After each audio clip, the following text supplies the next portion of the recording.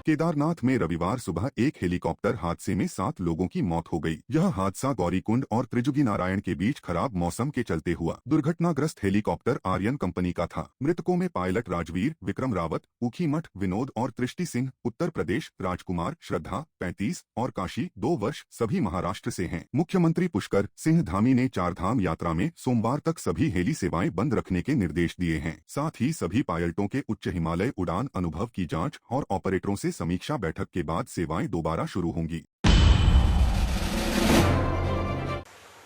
बहुत दुखद घटना है। आज प्रातःकाल खराब मौसम के कारण एक हेलीकॉप्टर दुर्घटनाग्रस्त हो गया।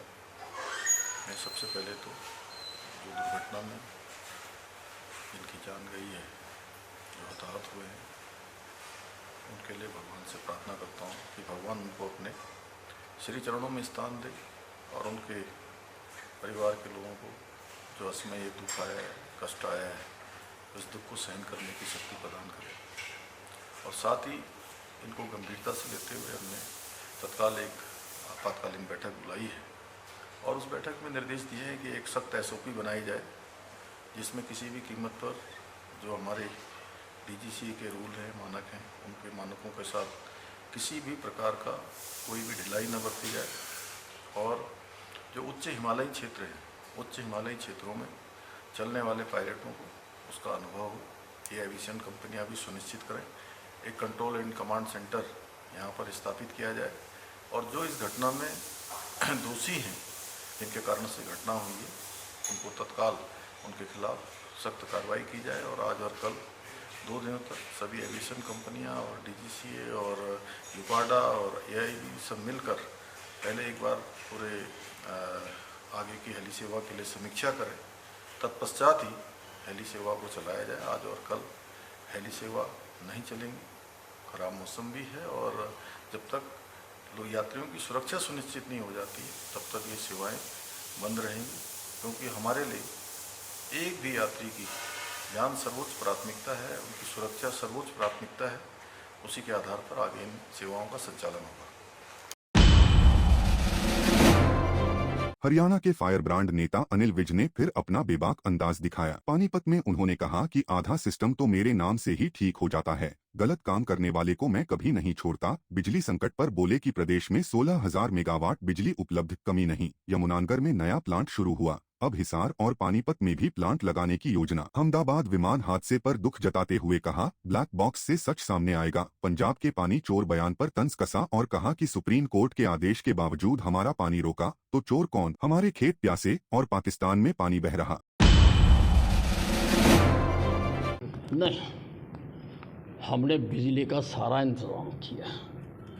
पीक सीजन में भी 16,000 मेगावाट चाहिए हमारे पास है। हमारे पास जो हम जनरेट करते हैं वो तो है ही है। आके भी हमने अभी यमुनानगर में 800 मेगावाट का लगाया, आदरणीय प्रधानमंत्री जी आए थे। हम हिसार में भी लगाने की तैयारी कर रहे हैं, हम पानीपत में भी 2 और लगाने की तैयारी कर रहे हैं। लेकिन बिजली हमें बाहर से भी मिलती है और हमारे लॉन्ग टर्म एग्रीमेंट हुए हुए हैं, हमारे पास कोई कमी नहीं है। जहाँ तक सिस्टम की बात है तो आधा सिस्टम तो मेरे नाम से ठीक हो जाता है, ठीक है ना जी। मैंने पहली मीटिंग में ही इनको कहा था कि ये जो फॉल्ट पड़ते हैं, जिनसे कई घंटे लाइट बंद होती है, ये फॉल्ट पड़ते हैं ओवरलोडिंग से। तो मैंने कहा सारे हरियाणा के जितने ट्रांसफार्मर्स हैं उसके ऊपर देखो लोड कितना है और ट्रांसफार्मर कितने का लगा हुआ है। अगर 100 का लगा हुआ है, 150 का लोड है, तो उसको 200 का कर दो। और वो बड़ी तेज़ी से डिपार्टमेंट ने वो काम को उसको किया। मैंने कल भी अपने ACS NK सिंह को कहा है कि हर SC को, सुपरिटेंडिंग इंजीनियर को, ये रिटर्न आदेश दे दो कि उसके क्षेत्र में कहाँ पर किस कारण से कितने टाइम लाइट की, और वो डेली मेरे टेबल पे होना चाहिए। मुजफ्फरनगर के शिकारपुर गांव से सनसनीखेज खबर सामने आई है। 50 वर्षीय किसान प्रदीप पुत्र नैन सिंह का लहूलुहान शव ट्यूबवेल के पास चारपाई पर मिलने से इलाके में हड़कंप मच गया। प्रदीप शनिवार दोपहर 2 बजे से लापता थे और परिजन उनकी तलाश में जुटे थे। मृतक के भाई संजय कुमार ने बताया कि पास के गढ़ी नवाबाद गांव में ट्यूबवेल पर उनका शव मिला, जहां उनकी गला काटकर हत्या की गई। सीओ फुगाना ऋषिका सिंह ने कहा कि तहरीर मिल चुकी है और विधिक कार्रवाई शुरू हो गई है। परिजनों ने आरोपियों के खिलाफ सख्त कार्रवाई की मांग की है। आज सुबह भौराकला पुलिस को सूचना प्राप्त हुई कि प्रदीप सन ऑफ नैन सिंह, जिसकी उम्र लगभग 50 वर्ष है, उसका शव हमें एक चारवाई पर ट्यूबवेल के पास मिला और घटना की सूचना प्राप्त होते ही पुलिस वहां मौके पर पहुंच गई थी और तहरीर प्राप्त हमें हो गई है और हम विधिक कार्रवाई करेंगे। मौके पर शांति व्यवस्था कायम है। कल दोपहर से मेरा भाई प्रदीप कुमार 2 बजे से लापता था। 2 बजे हम उनको ढूंढ रहे थे, शाम के टाइम भी ढूंढा उनको। शाम के जब घर नहीं पहुंचे तो हमने उनकी खोजबीन शुरू की। सुबह हमें पता चला कि पास की गढ़ी नवाबाद गाँव के उन्होंने फ़ोन किया कि आपका भाई यहाँ पे ट्रेल पर पड़ा है। वो हमने वहाँ पे जाके देखा तो वो मरते अवस्था में मिले हमें वहाँ पर। हत्या गला कटा हुआ है जी उनका। अब हम पुलिस प्रशासन से ये मांग करते हैं कि जिन्होंने ये घटना करी, जिन्होंने उनका मर्डर किया, उनके साथ सख्त से कार्रवाई की जाए और हमें न्याय मिले। मुजफ्फरनगर जिला जेल से चौंकाने वाली खबर सामने आई है। अपने समय के कुख्यात माफिया सरगना नफीस कालिया गैंग के सदस्य नईम धोबी की संदिग्ध परिस्थितियों में मौत हो गई। 52 वर्षीय नईम की हाल ही में मेरठ में हार्ट सर्जरी हुई थी, लेकिन परिजनों का आरोप है कि इलाज पूरा होने से पहले ही जेल प्रशासन ने उन्हें वापस जेल लाकर लापरवाही बरती। नईम के बेटे नदीम ने कहा कि रात में मौत हुई, लेकिन सुबह 6 बजे बताया गया। ये साफ लापरवाही है। नईम के भाई नफीस ने भी जेल प्रशासन पर गंभीर सवाल उठाए। परिजन निष्पक्ष जांच और जिम्मेदारों पर कार्रवाई की मांग कर रहे हैं। ये मेरठ रेफर किया गया। कल ये आया जेल पे, ये टीवी करी है इन्होंने। फिर हमें सुबह के टाइम इसका तला करी, तुम्हारा ये भाई वहाँ हॉस्पिटल जेल से ही फोन किया था। डॉक्टरों की लापरवाही मानो। हम तो रात से ही छोड़ गए हैं जी। और फिर वहाँ पे जहाँ मेरठ भर्ती था वहाँ पे भी बातचीत रही, बहुत अच्छी रही। डॉक्टरों की दोनों की, मेरठ वालों की और मुजफ्फरनगर वालों की लापरवाही। जेलर मांग इंसाफ चाहिए जी, बस सच्चाई जो है, सच्चाई जो होनी चाहिए वो है। ना इंसाफी ना हो। गरीब आदमी है, इसके भी बच्चे हैं, बीवी बच्चे हैं, कहाँ जाएंगे बताओ। ये मेरे पिताजी थे। ये गैंगस्टर में बंद थे जेल के अंदर। 2 साल की सजा हुई भी। एक परवाना पहुंच गया था छूटने वाले। हार्ट की प्रॉब्लम हुई थी। हार्ट की प्रॉब्लम होने के बाद मेरे रेफर कर दिया गया। रेफर करने के बाद टेंडल के हालत सही नहीं थी। कल जबरन जेल के डॉक्टर ने सलाह करके वापस बुलाया। जेल के गेट पे एंट्री करते हुए उल्टी लगी, पेशेंट सही नहीं है, बुला रहे क्यों? वहां से लाके सुबह फोन आया आज 6:56 पे, नो तुम्हारे पापा रात से बड़े अस्पताल में एडमिट है, चले डेथ हुई भी रात। मुजफ्फरनगर के खतौली सामुदायिक केंद्र में रविवार को आम आदमी पार्टी ने जिलाध्यक्ष अरविंद बालियान के नेतृत्व में सफाई अभियान चलाया। कार्यकर्ताओं ने उत्साहपूर्वक केंद्र की साफ सफाई कर स्वच्छता का संदेश दिया। अरविंद बालियान ने कहा कि जनता की सेवा और संघर्ष आपका एकमात्र लक्ष्य है। यह अभियान स्वच्छ भारत मिशन को मजबूती देता है। स्थानीय लोगों ने आपके प्रयासों की सराहना की। सामुदायिक स्वास्थ्य केंद्र खतौली के अंदर पहुंचे और मैं आपको दिखाना चाहता हूं। सफाई होने से पहले अपनी वीडियो इसलिए बना रहा हूं ताकि आपको इस गंदगी का एक दृश्य दिखा सकूं। देखिए ये है सामुदायिक स्वास्थ्य केंद्र खतौली। यहाँ पर आज मेन गेट का आपको वीडियो इसलिए बना रहा हूं कि हमारे आम आदमी पार्टी के कार्यकर्ता यहाँ पर पहुंचे हैं। अभी थोड़ा सा जो है इनको अपना एक झाड़ू लेकर यहाँ का श्रमदान किया जाएगा और कुछ कार्यकर्ता हमारे अभी पहुंचने वाले हैं और सभी लोग आज सामुदायिक स्वास्थ्य केंद्र की मेन गेट पर लेकर और पेड़ पौधों को लेकर आज यहाँ की सफाई का कार्य किया जाएगा। मुजफ्फरनगर के ककरौली बिजली घर पर तैनात जूनियर इंजीनियर मंगतराम का एक वीडियो सोशल मीडिया पर वायरल हो रहा है, जिसमें वो ड्यूटी के दौरान वाइन शॉप पर बैठकर शराब पीते और चिकन खाते नजर आ रहे हैं। बिजली उपभोक्ता गर्मी और बिजली कटौती से परेशान हैं, लेकिन जे साहब शराब के नशे में डूबे हैं। वायरल वीडियो में मंगतराम नशे में उपभोक्ताओं के फोन नहीं उठाते और अपशब्द तक बोलते हैं। आखिर बिजली विभाग में ऐसी लापरवाही क्यों? मुजफ्फरनगर में आकाश एजुकेशनल सर्विसेज के 17 छात्रों ने NET UG 2025 में टॉप रैंक हासिल कर शहर का नाम रोशन किया। भूमि मित्तल, ओजल सिंघल, संस्कृति अंग्रीश समेत 17 होनहारों ने अपनी मेहनत और लगन से ये मुकाम हासिल किया। आकाश के रीजनल डायरेक्टर DK मिश्रा ने बताया कि इन छात्रों ने क्लासरूम प्रोग्राम के जरिए कठिन मेहनत और अनुशासित पढ़ाई की। छात्रों ने अपनी सफलता का श्रेय आकाश के विशेषज्ञ शिक्षकों, संरचित कंटेंट और व्यक्तिगत मेंटरशिप को दिया। ये उपलब्धि न केवल छात्रों की मेहनत बल्कि उनके माता पिता और शिक्षकों के समर्पण का भी नतीजा है। तो जैसा कि आप सभी को ये जानकारी होगी कि आज नीट 2025 का रिज़ल्ट अनाउंस हुआ है और उसमें हमारे बहुत सारे बच्चों ने परचम लहराया है। तो इसी कड़ी में हमारे आकाश के स्टूडेंट्स ने टॉप 10 में 5 स्टूडेंट्स ने जगह बनाई है। उसके साथ साथ टॉप 100 में लगभग 30 स्टूडेंट्स ने जगह बनाई है। इसी क्रम में मुजफ्फरनगर में जो हमारा सिटी टॉपर है भूमि मित्तल, इसकी रैंक 7,774 है जनरल कैटेगरी में और कैटेगरी रैंक है इसकी 762।